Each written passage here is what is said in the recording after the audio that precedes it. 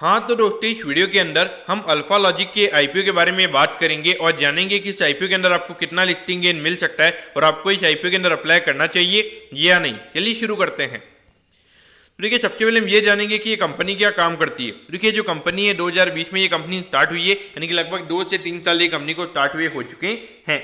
तो देखिए, ये जो कंपनी है, ये कंपनी जो इंडस्ट्रियल के जो स्टोरेज सिस्टम्स होते हैं वो ये कंपनी बनाने का काम करती है। अगर हम उसके अंदर अगर हम कंपनी के प्रोडक्ट पोर्टफोलियो की अगर हम बात करेंगे तो यहाँ पे जो कॉम्पैक्टर के जो स्टोरेज सिस्टम्स होते हैं, तो इसके अलावा जो यहाँ पे हैवी ड्यूटी के जो स्टोरेज रैक्स होते हैं वो ये कंपनी बनाने का काम करती है। जो लाइब्रेरी का आपने स्टैक देखा होगा, यानी कि जो लाइब्रेरी में जो स्टैक बना हुआ होता है वो ये कंपनी बनाने का काम करती है। फिर बुक का केस हो गया, बुक की ट्रॉली हो गई, फिर उसके अलावा जो पीरियोडिकल डिस्प्ले रैक होता है, स्कूल के जो लॉकर्स वगैरह होते हैं वो ये कंपनी बनाने का काम करती है। अगर हम कंपनी के यहाँ पे मैन्युफैक्चरिंग यूनिट की अगर हम बात करेंगे तो ये हमें यहाँ पे पुणे महाराष्ट्र के अंदर में यहाँ पे नजर आती है। ये पिंपरी चिंचवड के अंदर में यहाँ पे ये कंपनी की मैन्युफैक्चरिंग यूनिट हमें यहाँ पे नजर आती है।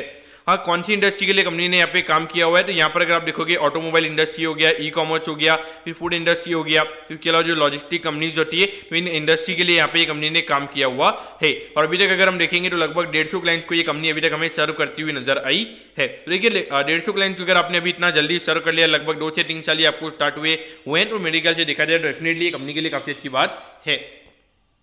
अब अगर हम ऑब्जेक्टिव की अगर हम बात करेंगे तो देखिए, यहाँ पे वर्किंग कैपिटल की रिक्वायरमेंट के लिए कंपनी का आईपीओ में आता हुआ नजर आ रहा है। फिर उसके अलावा जो आईपीओ में कंपनी के एक्सपेंस लगने वाले वो भी इसी से यूटिलाइज होने वाले हैं। तो देखिए, मुझे ऐसा लगता है कि आपका फंडामेंटल इतना अच्छा है, आप इतना अच्छा बिजनेस कर रहे हो, जहाँ पे अगर आप कैपेसिटी वगैरह बढ़ाओगे तो वहाँ पे फिर से आपको कैपेसिटी को आप इजीली बेच पाओगे। तो मुझे लगता है कि यहाँ पे कंपनी को कैपेसिटी वगैरह बढ़ाने के हिसाब से आईपीओ लेकर आना चाहिए था। क्योंकि देखिए, इतना अच्छा बिजनेस मॉडल कंपनी का है, तो वहाँ पे आप सिर्फ 10-12 करोड़ रुपये क्यों रेज कर रहे हो? क्योंकि वहाँ पर अगर आप थोड़ा 50-60 करोड़ रुपये भी अगर आप वहाँ पे रेज करोगे और अगर आप अच्छे से यूटिलाइज करोगे, अगर आने वाले टाइम पे उस पर अगर आप 20-25% की लगभग अगर आप आरओई करते हो तो वो डेफिनेटली मार्केट में शेयर होल्डर्स के लिए काफी अच्छा रहेगा और कंपनी के लिए भी काफी अच्छा रहेगा। उस पॉइंट ऑफ व्यू से मेरे ख्याल से वो कोई ग्रोथ मुझे यहाँ पे कंपनी के ऑब्जेक्टिव में मुझे यहाँ पे वैसा कुछ यहाँ पे प्रमोटर की थिंकिंग में मुझे यहाँ पे नजर नहीं आता है।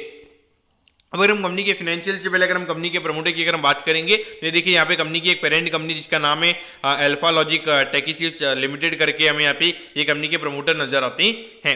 अगर हम रेवेन्यू की अगर हम बात करेंगे तो देखिए, यहाँ पे 3 करोड़ के लगभग कंपनी का रेवेन्यू का नंबर था। फिर उसके बाद में 7 करोड़ के लगभग ये नंबर हो गया। पिछले साल कंपनी ने 18 करोड़ का रेवेन्यू किया है। अगर हम प्रॉफिटेबिलिटी की बात करेंगे तो यहाँ पे 8 लाख का प्रॉफिट है और कंपनी ने पिछले साल 2 करोड़ 19 लाख रुपए का प्रॉफिट ये कंपनी ने किया है। तो कहीं कि अगर आप देखोगे तो ग्रोथ यहाँ पे काफी फिनोमिनल है। तो मैं यही बोल रहा था कि जब आपकी ग्रोथ इतनी फिनोमिनल है, आपका प्रोडक्ट काफी अच्छा है, आपकी ग्रोथ काफी अच्छी है, तो वहां पर आपको थोड़ा ज्यादा पैसा रेज करके उस पर एक अच्छा आरओई करके शेयर होल्डर्स के लिए पैसा बनाना चाहिए और खुद के लिए भी पैसा बनाना चाहिए। तो वही मेरे ख्याल से देखा जाए तो वो मुझे लगता है कि अभी कंपनी ने भले ही ग्रो कर लिया, लेकिन अगर आपको बिजनेस को अगर एक्सपोनेंशियली अगर आपको ग्रो करते चले जाना है, वहां पर आपको एक अच्छा कैपिटल चाहिए होता है। लेकिन अगर आप कैपिटल चाहिए एक वर्किंग कैपिटल के लिए, आईपीओ के एक्सपेंसिव के लिए, क्योंकि यहाँ पर अगर आप आईपीओ को देखोगे तो यहाँ पे ग्रोथ के लिए कैपिटल नहीं मंगाई जा रही है, यहाँ पे एक नाम से कंपनी को एक लिस्ट किया जा रहा है। तो वो मुझे यहाँ पे कंपनी के लिए यहाँ पे एक डर नजर आता है। अब अगर हम आईपीओ के डिटेल्स के बारे में अगर हम बात करेंगे तो देखिए, 3 जुलाई को ये आईपीओ में ओपन होता हुआ नजर आएगा और 6 जुलाई को ये आईपीओ में क्लोज होता हुआ नजर आएगा।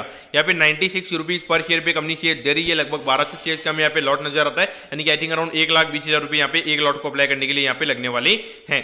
अगर मैं इसी शेयर की अगर मैं बात करूंगा तो 12 करोड़ 88 लाख रुपीज का आईपीओ में यहाँ पे नजर आता है और आई थिंक अराउंड यहाँ पे 50% के लगभग का रिटेल कोटा, यानी कि 6-6.5 करोड़ के लगभग का रिटेल कोटा में यहाँ पे ये कंपनी का नजर आता है। और ये कंपनी हमें बीएसई के एसएमई प्लेटफॉर्म पे ये कंपनी हमें लिस्ट होती हुई नजर आएगी। अब अगर हम यहाँ पे टाइम टेबल के बारे में अगर हम बात करेंगे तो देखिए, 11 जुलाई को ये कंपनी का आपका अलॉटमेंट पता चल जाएगा और 12 जुलाई का आपको रिफंड मिल जाएगा अगर अलॉटमेंट नहीं मिलता है। 13 जुलाई को आपके डीमैट अकाउंट में शेयर आ जाएंगे अगर अलॉटमेंट मिलता है और 14 जुलाई को ये कंपनी हमें लिस्ट होती हुई नजर आएगी, यानी कि लगभग जो क्लोजिंग है उसके लगभग एक हफ्ते बाद में ये कंपनी हमें लिस्ट होती हुई नजर आएगी।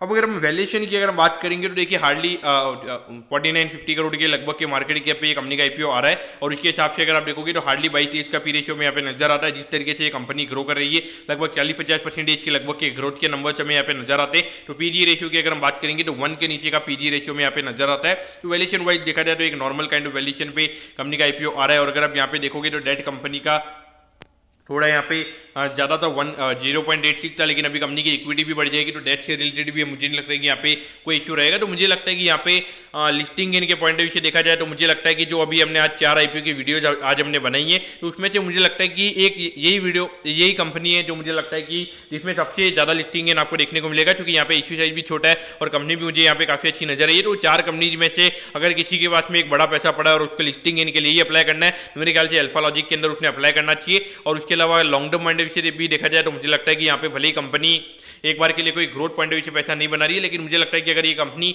अगर 20-30% की लिस्टिंग इन पे अगर ये कंपनी अप्लाई करती है, क्या कहते हैं कि लिस्ट होती है, तो वहाँ पे डेफिनेटली बाय करना चाहिए। मुझे लगता है कि जिस इश्यू प्राइस पे कंपनी का आईपीओ आ रहा है वहाँ पे कम से कम ये कंपनी हमें डबल होती हुई नजर आ सकती है। तो उस पॉइंट ऑफ व्यू से यहाँ पे डेफिनेटली अगर अभी जिस तरीके का मार्केट सीनियर है तो वहाँ पे हो सकता है कि लिस्टिंग हमें नॉर्मल होती हुई नजर आएगी, लेकिन वहाँ से मुझे लगता है कि ये शेयर हमें चलता हुआ नजर आ सकता है। तो इस पॉइंट ऑफ व्यू से आपने यहाँ पे देखना चाहिए। तो दोस्तों मैं कहता हूँ कि अल्फा लॉजिक के आईपीओ के बारे में आपको सब कुछ समझ में आ गया होगा। अगर आपकी कोई भी क्वेरीज है आप कमेंट कीजिए, मैं जरूर आपके कमेंट पर रिप्लाई करूंगा। ओके दोस्तों, thank you, have a nice day.